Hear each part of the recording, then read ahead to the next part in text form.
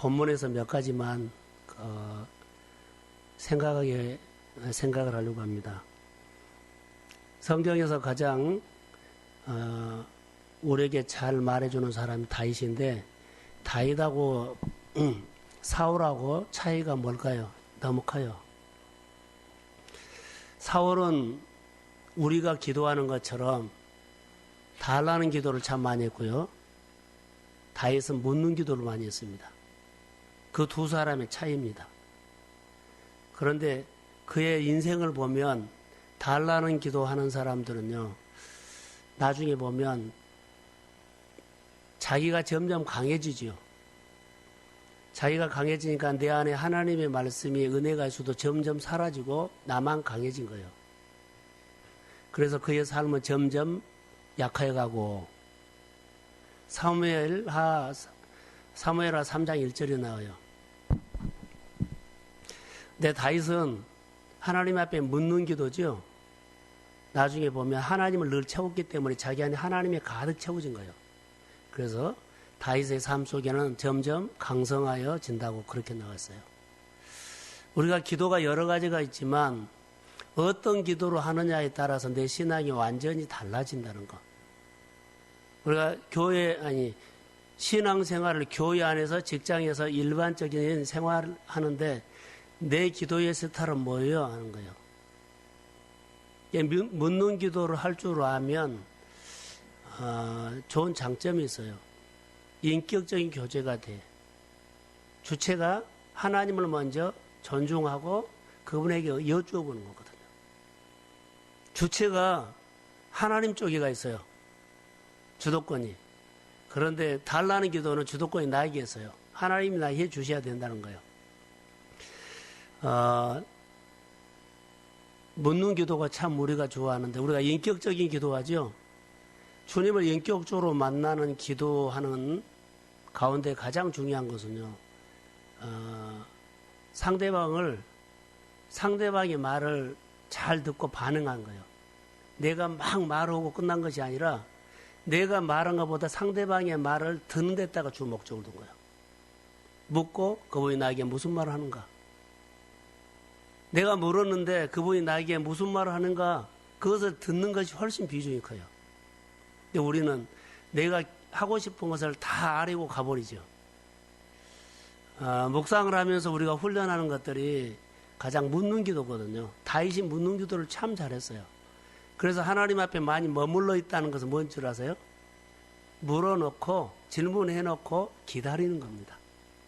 도대체 하나님 이거의 뜻이 뭐요? 해놓고 그 뜻이 무엇인가를 해석해 줄 때까지 기다리는 겁니다.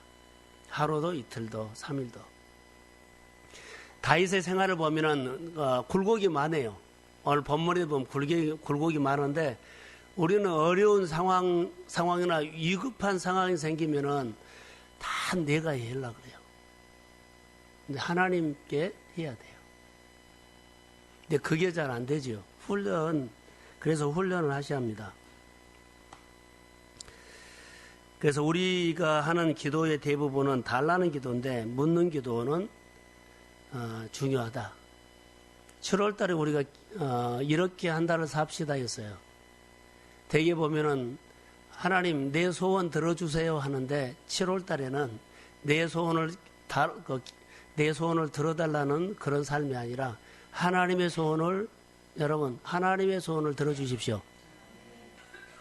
여태까지 우리는 하나님 나 해주세요. 나 했는데 7월 달만큼은 하나님, 내가 하나님을 이렇게 부시하고 싶은데 하나님의 소원이 뭐요? 나에게 말해주세요. 내가 그러면 듣고 믿음으로 반응하겠습니다. 이런 삶이 인격적인 관계로 들어가는 거예요. 요나를 저는 오늘 아침에 설교를 하면서 요나가 참 비겁하다라고 했어요. 왜 비겁한 줄 아세요? 은혜는 받았어요. 알았어요. 근데 사는 것은 안 살아버려요. 그래서 비겁한 거예요. 은혜를 받았으면 은혜 받은 만큼 내가 용기를 내서 살아야 되는데, 은혜 받고는요, 딴 길로 가버려요. 그래서 제가 요나를 관찰하면서 참 비겁하다라고 했어요. 우리 생활 속에 하나님의 뜻은 알겠는데요, 내가 형편에 따라서 반응할 수가 있어요. 비겁한 겁니다. 자, 묻는 기도는 우리가 성경적입니다. 그 묻는 기도는 듣고 살려고 하기 때문에 하나님의 마음에다가 늘 맞추는 것입니다. 하나님 물어놓고 말씀하시면 늘 맞춘 거. 하나님 말씀에 늘 따라하는 거. 인격적인 관계 그러죠. 그래서 7월 달에는 우리가 듣고 살겠다는 그런 마음으로 하나님 앞에 기도를 하면 좋겠어요. 그리고 우리 생활에 유익이 많거든요. 그래서 묻는 기도를 한 다음에 기도하는 후에 우리의 삶이 달라져요. 자, 내가 하나님 앞에 원하는 기도는요, 하나님의 응답에서도 그 다음에 내가 하는 것들이 잘 표가 안 나요. 근데 묻는 기도로 하면 하나님께서 나에게 말씀하는 것들을요, 내가 살려고 하기 때문에 생활이 달라져요. 근데 인격적인 관계를 통해서 우리가 기도를 꼭 해라. 그래야만 하나님 이거 해야 돼요, 안 해야 돼요? 오늘 본문에 그런 얘기가 나와요. 해야 돼요, 안 해야 돼요? 저 사람이 나에게 오는 편지가, 자, 들려오는 정보가 그 적군들이 나에게 올까요, 안 올까요 물어봐요. 너를 잡으러 온다 그러니까 피해버려요. 잡으러 오지 않는다 그러면은 피하지 않겠죠. 근데 그런 사소한 일, 구체적인 일까지 하나님 앞에 이렇게 묻는 기도를 통해서 자기 문제를 열어가는 모습들을 볼 수가 있어요. 자, 묻는 기도는 하나님을 기대할까요, 기대하지 않을까요? 물어놓고는요, 기다리고 기대를 해요. 참 달라져요. 오늘 본문에는 블레셋 사람과 싸울 때 묻는 기도로 다윗이 하는데, 사람들이 와서 블레셋 사람들이 그일락에 와가지고 23장 1절입니다. 가을에 타작을 해놓으면 곡식을 다 약탈해 가버려요. 농사만 지어놓으면 그들이 와서 약탈해 가버리거든요. 그런데 이때 다윗이 그일락에 산 것은 아니에요. 그일락이라는 이 지역에서 한 5km 정도 떨어진 곳에 그들이 지금 숨어 있어요. 근데 같은 지역이지요. 근데 다윗에게 이런 말이 들어요. 블레셋 사람들이 그일락이라 거기에 와가지고 늘 약탈을 해간다. 그래서 그 동네 사람 못 살겠다. 근데 다윗에게는 군사들이 있어요. 300명도 되고 600명도 같이 숨어있는 사람들이 있어요. 근데 다윗이 뭘 할까요? 그들을 도와주지요.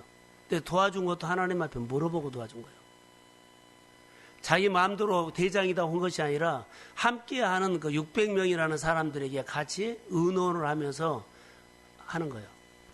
내가 하나님 앞에 물었지만 같이 함께하는 사람들이 나랑 같이 하나님께서 나에게 말한 것을 어떻게 하느냐.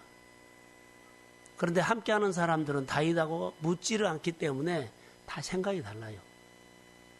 공동체 안에 또 가정 안에 하나님 앞에 묻고 하는 사람과 묻지 않고 그냥 행동하는 사람도 항상 언쟁이 좀 있어요. 이걸 우리가 감안하셔야 돼요. 다윗이 지금 한 아둘람이라는 굴에서 5km 정도 떨어져 있는데요. 블레셋 사람들이 와서 약탈을 해간다는 것을 듣고는 그가 이제 하나님 앞에 묻습니다. 어떻게 묻는 기도를 하냐면 1절에서 5절에 나오는데, 그때 다윗은 그 말을 듣고 어떤 반응을 했을까요? 라고 하는데 2절 제가 한번 읽어드리겠습니다. 이에 다윗이 여호와께 묻자와 이르되 내가 가서 블레셋 사람들을 치리까? 여호와께서 다윗에게 이르시되 가서 블레셋 사람들을 치고 그일날을 구원하라 하시니. 물었더니 하나님의 말씀은 대답이 왔어요. 치라는 겁니다. 블레셋 사람들 치라. 자, 다윗은 아둘람 굴에 있기 때문에 한 5km 정도 떨어져 있는 데인데 그일낫이라는 그 성읍에 그 사람들 도와라는 겁니다. 여러분 여기서 한번 보세요. 먼저 하나님 앞에 묻는 기도를 했죠. 근데 만약에 다윗이 묻는 기도를 하지 않았다면 자기 경험과 자기 군사적인 힘과 자기 감정과 자기 기분에 따라서 그 일날을 도와줄 수 있고 안 도와줄 수도 있어요. 그런데 하나님 앞에 묻고 하는 거예요.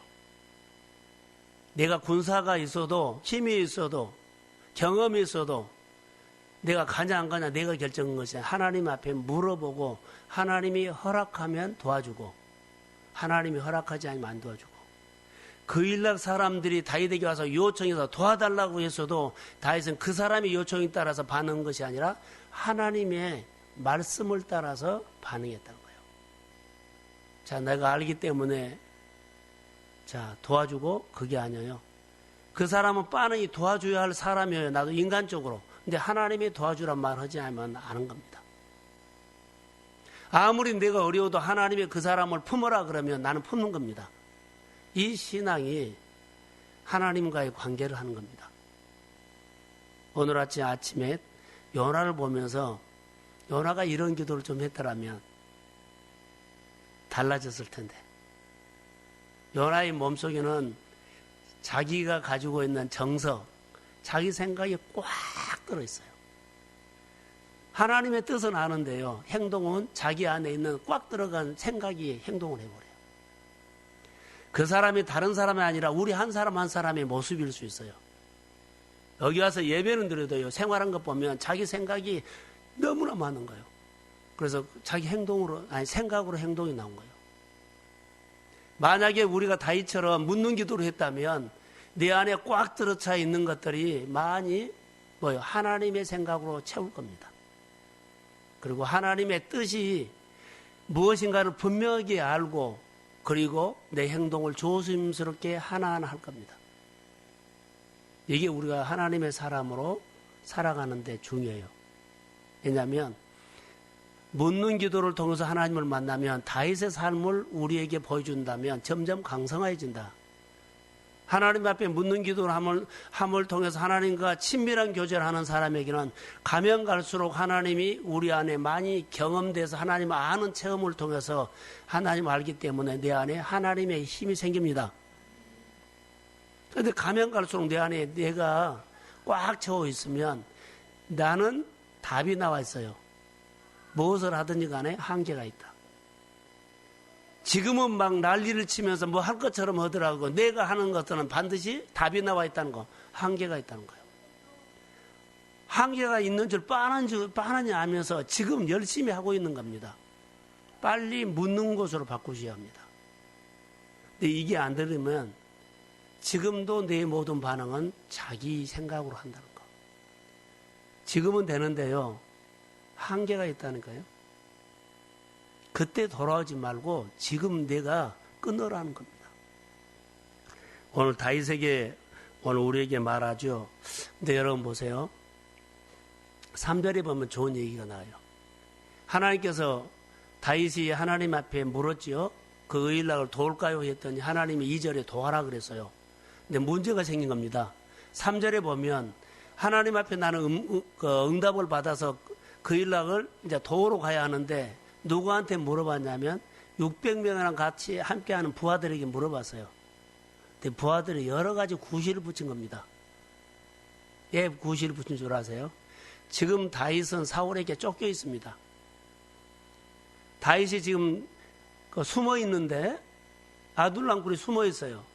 그런데 그 일라에 가서 블레셋 사람들을 자 쫓아내면 어때요? 사울에게 숨어 있는 것이 들통난다는 겁니다. 그래서 함께하는 부하들은 절대로 안 된다고 말해요. 언쟁이 생긴 겁니다. 부하들은 가지 말라고 하고 설명을 합니다.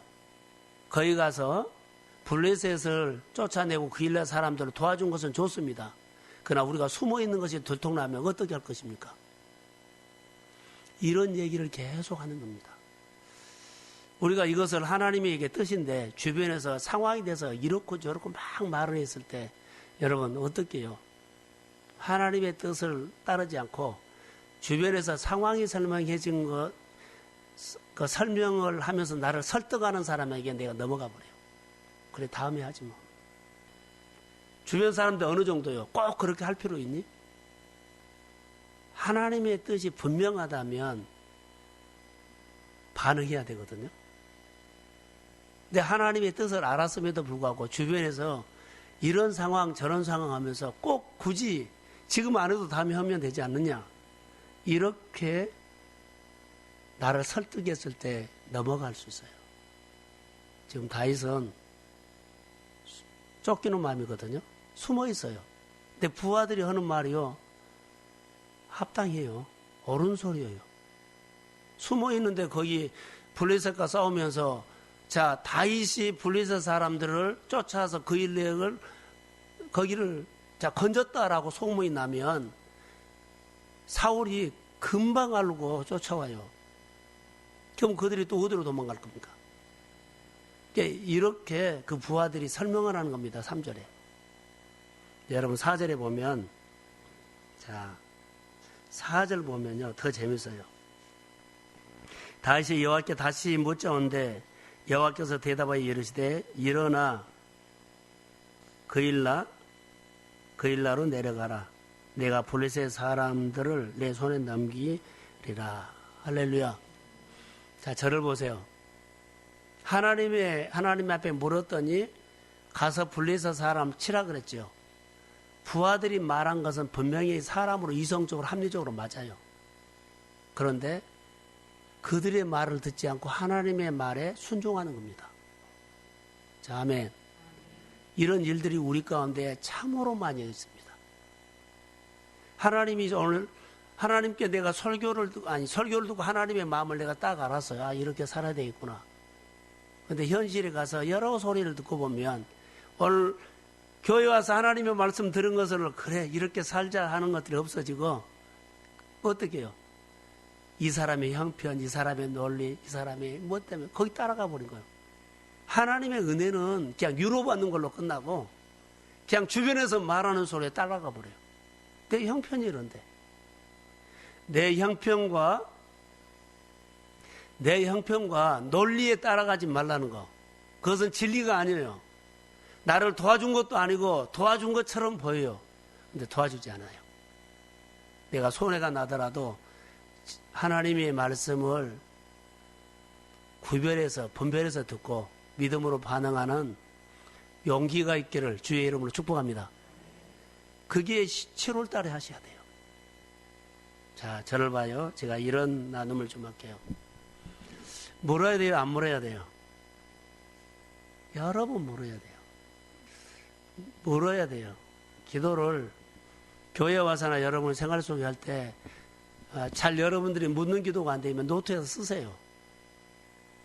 근데 어떻게 묻느냐면 내가 하나님의 자녀라는 분명한 정체성에서 물어야 돼요. 정체성. 오늘 아침에 요나를 봤는데 요나는 정체성이 굉장히 흔들렸어요. 정체성이 흔들리니까 하나님의 소원을 이루어되지 못해. 안 돼, 안 살아보래요. 못 살아. 정체성이 흔들린 겁니다.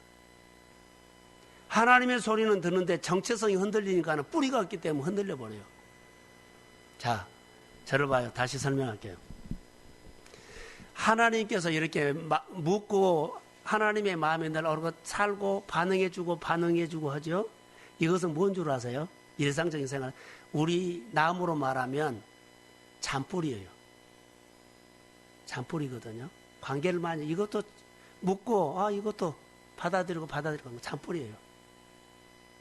나무의 열매는요, 그 굵은 이 나무를 지탱해주는 그 큰 뿌리죠. 큰 뿌리에서 열매 결정한 거예요. 그것은 지탱만 하는 거예요. 나무의 열매는 잔뿌리에서 열매를 결정한 겁니다. 하나님의 관계를 이렇게 소소히 함께 마음을 많이 나누는 사람이 우리의 돌아놓고 보면 우리의 삶을 돌아보면 그게 열매를 결정한 거예요. 나는 분명하게 동순교회 성도야.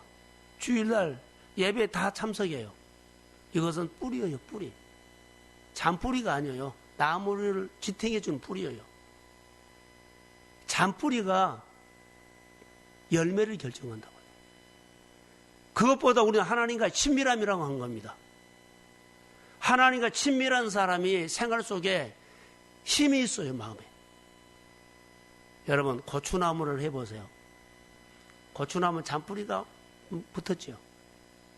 고추를 연글게 맺는 겁니다. 만약에 고추가 그 잔뿌리가 없으면 고추나무가 그냥 나무예요. 열매를 못 맺어요. 다른 나무도 마찬가지예요. 우리 신앙은 꼭 그렇습니다. 교회 여러 가지 일들, 또 하나님의 이름으로 하는 사회적인 일들도 다 이렇게 하나님의 마음으로 묻고 하나님 내가 참여할까요? 어떻게 도울까요? 어떻게 사역을 도울까요? 어떻게 참여할까요? 물어보고 하나님의 교회의 여러 가지 일들을 많이 내 마음을 열고 한다면 잔뿌리가 많으면 영적 전쟁에도 이겨요. 경제적인 문제도 열매를 맺어내게 이겨요. 내 복잡한 모든 것들도 이겨요. 나무가 건강하면 여러 가지 잔병이 온다 할지라도 그 병을요 이겨내버려요. 할렐루야. 유기농이에요. 토양이 좋으면 나무가 건강해서 여러 가지 병균이 온다 할지라도 이겨내버려요. 신앙도 똑같아요. 하나님과의 묻는 기도로 통해서 친밀한 관계가 풍성하기를 주의 이름으로 소원합니다.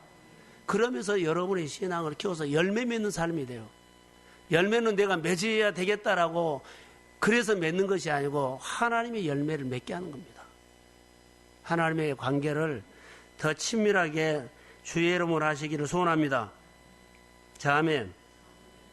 그래서 이게 다윗은 주저함이 없이 순종해 버려요. 부하들이 구실이란 합리적인 말로 했어요. 옳은 소리예요. 그런데 하나님의 소리를 더 우선으로 둔 겁니다. 모두가 이해가 되고 논리도 맞고 다 맞아요. 그런데 그 가운데서 누구 소리를 들으라? 하나님의 소리를 들으라는 거예요. 자, 모든 것이 다 맞아요. 조건에. 거기서 하나님의 노 하면은 내려놔야 돼요. 그런데 조건이 맞다고 우리는 해버릴 수 있어요. 아무리 조건이 좋아도 하나님이 응답을 하지 마십시오. 자, 아멘. 그러나 조건이 나빠도 하나님이 말씀하시면 하십시오. 지금 여기 본문에는 다윗은 조건이 나빠요. 거기 가서 그들을 도와준 것은 고마운데 도와주다가 들통나버리면 사울이 금방 쫓아버려요. 이 위험한 짓을 왜 해요? 그런데요, 하나님의 말씀이기 때문에 하는 겁니다. 사업하다가 이런 경우가 많이 있겠죠. 그래서 하나님 앞에 묻고 하는 겁니다. 자, 다윗은 이 사건을 통해서 그일라 사람들을 도와주는데 그 중에 다윗이 그일라 사람을 도와줬다고, 그리고 아둘람 굴에 숨어있다고 누가 말해요. 사울이 쫓아온 겁니다. 쫓아왔을 때 다윗이 하나님 앞에 다시 이런 기도를 합니다. 하나님, 그일라 사람들이 내가 이렇게 어려운 가운데 그 사람들을 도와주는데 그일라 사람들은 나를 사울에게 알리지 않습니다. 이런 생각도 했어요. 그런데 이 생각보다는 내가 도와준 사람이 사울에게 알려버려요. 하나님 앞에 묻는 기도를 합니다. 무슨 기도를 한 줄 아세요? 하나님, 그일라 사람들이 사울에게 말을 했는데 그들이 쫓아올까요? 쫓아오지 않을까요? 사울이. 하나님은 말해요. 그들이 쫓아온다. 이제 어떻게 해야 돼요? 피해야 되죠. 다윗이 그렇게 도와준 그일라 사람들이 고발해버린 거예요. 누가 숨었다고요? 다윗이 숨었다고. 그런데 다윗이 하나님께 묻는 겁니다. 내가 이 사람들을 도와주는데 이 사람들이 사울에게 말을 할까요? 말하지 않을까요? 이렇게 물어보는데 하나님이 이 사람들이 사울에게 말한다. 만약에 다윗이 내가 차마 이 사람들을 도와주는데 이 사람들은 내가 도와줬기 때문에 도움을 줬기 때문에 사울에게 절대 말하지 않는다. 할 수가 없었다. 이런 생각을 하고 그 하나님 앞에 묻지 않았다면 그는 사울에게 그냥 당해버려요. 사람을 아무리 도와주고 해도 그 사람을 믿지 말라는 거예요. 내가 도와줬기 때문에 그 사람이 앞으로 나에게 뭐 좀 도우겠지. 믿지 마세요. 내 인생은 하나님이 도와야 합니다. 꼭 그렇게만 했어요. 아무리 내가 다른 사람에게 도움을 주고 베푸는 한다 할지라도 자, 그 사람들이 나를 도와준다고 생각하지 마세요. 왜요? 그 일러 사람들이 다윗에게 하는 것 보세요. 도와주는데도 그들이 고발해버린 거예요. 하나님을 의지하십시오. 하나님이 내 인생을 도와준다고 생각하셔야 돼요. 그래야만 내가 믿음으로 하나님 앞에 묻는 기도를 해요. 조금 전에 말한 것처럼 사울하고 다윗은 이런 차이였어요. 근데 여기 사람들이 제 생각입니다. 그일라 사람들이 참 바보였어요. 왜 바보인 줄 아세요? 사울이 왕이죠. 그들에게 오면 축복을 줘요. 알렸다 그러죠. 이렇게 다윗이 숨어 있습니다라고 하면 사울에게 말하죠.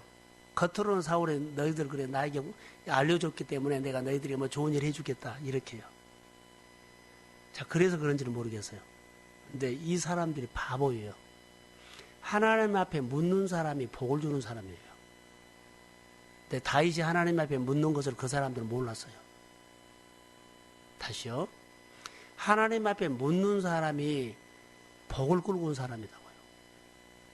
내가 사울에게 다윗이 여기 숨어 있다고 그일라 사람들이 고발했지만 그들은 사울이 그들에게 뭔 혜택을 줄 알고 그러죠. 왕이니까 복을 줄 알았어요. 고발하면 나에게 뭐 도움 주겠지. 그들은 다윗이 하나님 앞에 묻는 기도하는 것을 전혀 몰랐어요. 묻는 기도로 하는 사람이 하나님의 힘을 끌어올 수 있어요.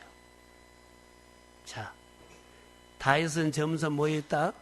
강성해졌다. 여러분 점점 약해진 사람 편에 설래요? 점점 강성해진 사람 편에 설래요? 강성해진 사람 편이죠. 강성해진 사람의 삶이 뭐라고요? 하나님 앞에 묻는 기도로 하는 사람이었어요. 하나님이 하시면 하고 하나님이 놓으면 안 하는 사람. 사울은 하나님 주세요 해가지고 주면 좋고 안 주면 안 주고 기분과 감정, 이성과 형편에 따라서 반응한 사람이에요. 점점 그런 막대기가 되어가요. 오늘 우리가 신앙생활할 때 눈으로 본 것 가지고 판단하지 마세요. 하나님이 나의 기도를 들어주시기 때문에 여러분들이 하나님 앞에 묻는 기도를 통해서 여러분의 삶을 하나님의 힘을 끌어당겨서 여러분의 삶 속에 하나님의 은혜가 임하기를 소원합니다. 그렇게 묻는 기도를 통해서 하나님을 알고 하나님을 높이는 삶이 우리에게 필요하다는 겁니다. 자, 결론만 내리겠습니다. 설교를 좀 짧게 하려고 합니다. 자, 어떤 집에 종이 있었습니다. 주인의 생각에서 가장 주인의 마음에 드는 종이 어떤 종일까요? 주인이 말한 대로 잘 듣고 그대로 하는 종이 가장 좋아요. 하나님도 똑같습니다. 하나님의 소원이 있거든요. 하나님이 나를 통해서 내 가정을 통해서 하고 싶은 일이 있는데 그 하나님이 하고 싶은 데는 나는 전혀 관심이 없고 내가 하고 싶은 것만 하려고 해요.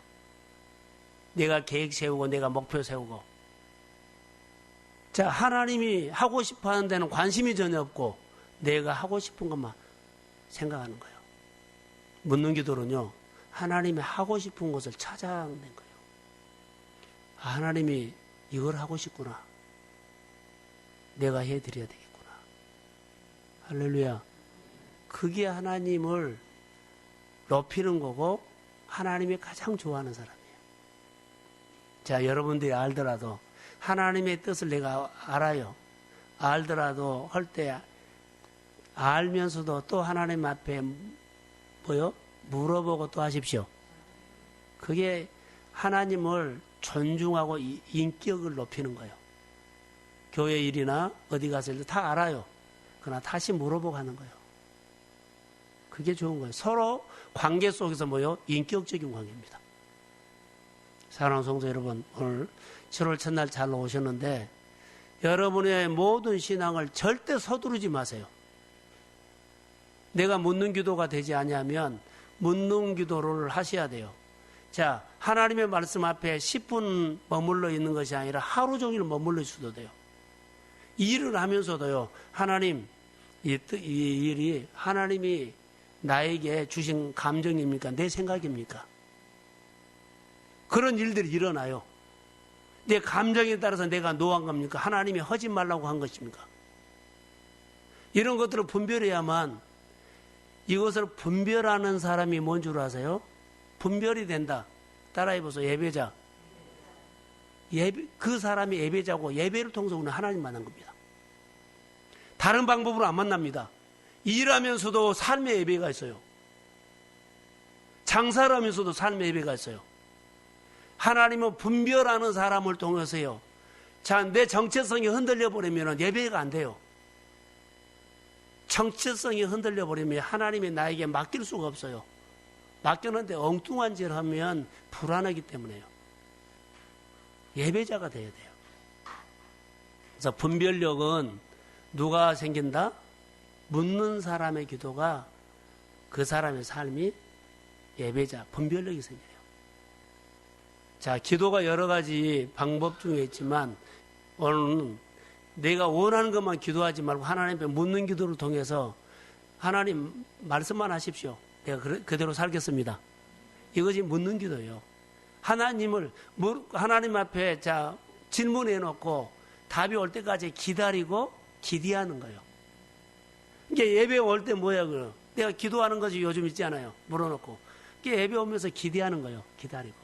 기대하는 겁니다. 하나님 오늘 자, 한 달 전에 내가 하나님 앞에 기도했던 거 있는데 예배 올라가면 나에게 하나님 말씀을 통해서 설교 말씀을 통해서 나에게 만나주세요. 이렇게 오는 겁니다. 기다리고 기대하면서 올라오는 그 믿음의 예배는 예배가 되는 겁니다. 성령이 역사하면 돼요. 자, 주일날 설교 준비하면서 자, 저를 보세요. 결론만 내릴게요.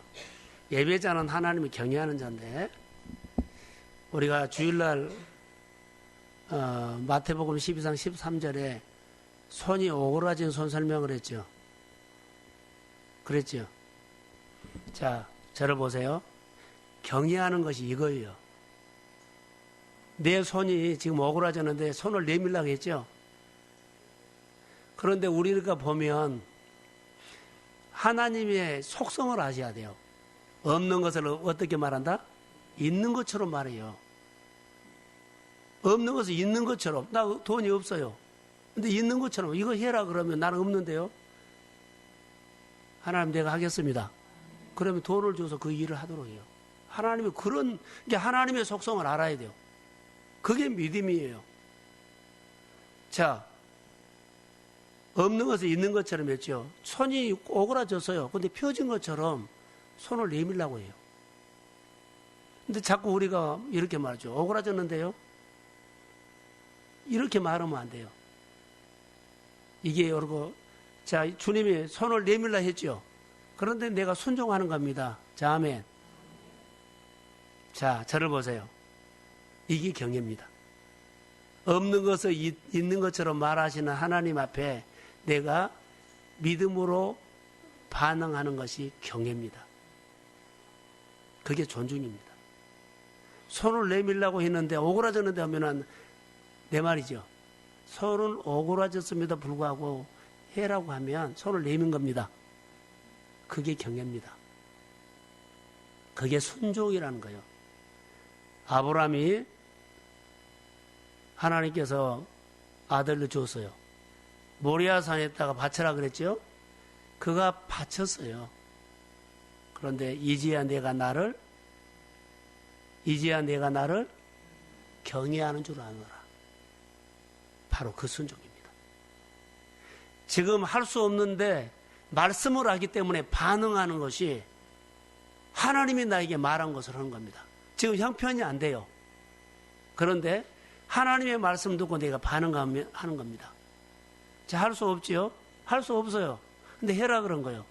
하나님, 난 상황이 안 되지만 주의 말씀 따라서 내가 말씀 따라서 순종합니다.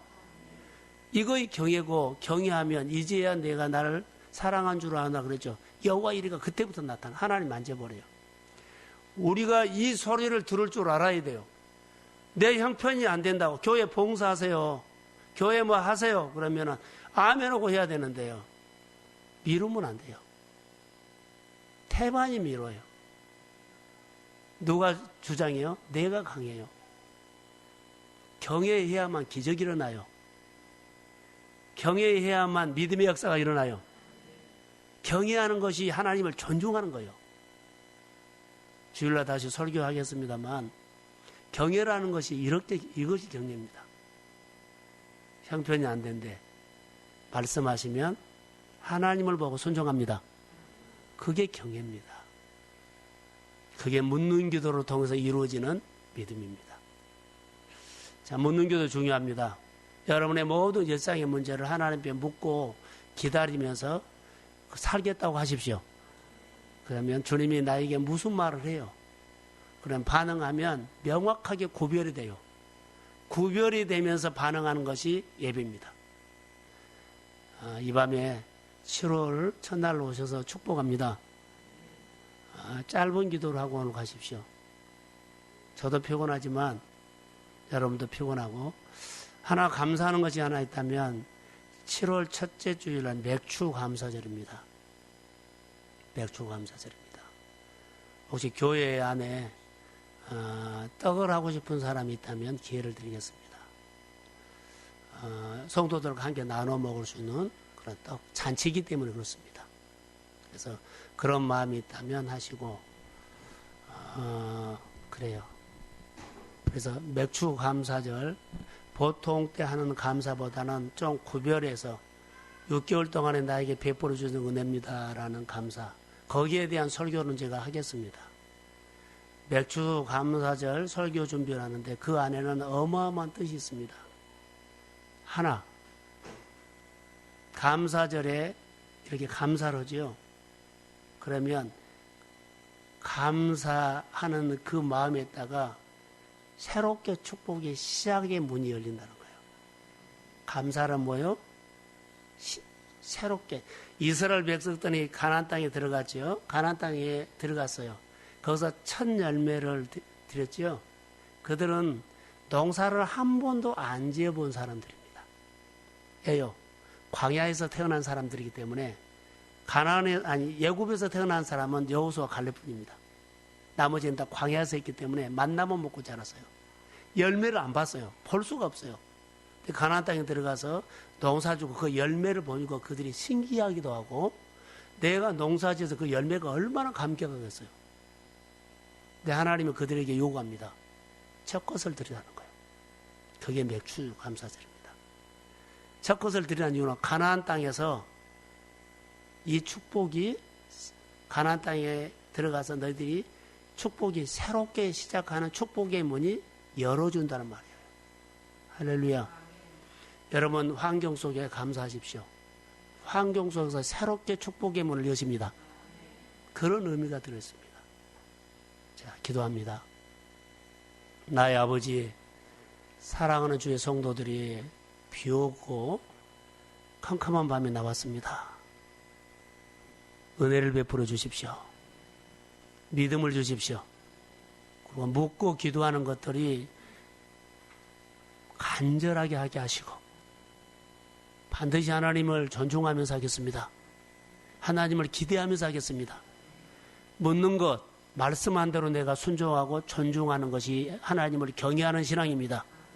이렇게 내가 신앙이 커가고 반드시 하나님은 동순교회에 계심으로 동순교회에서 하나님의 믿음의 부자들이 일어나기를 원합니다.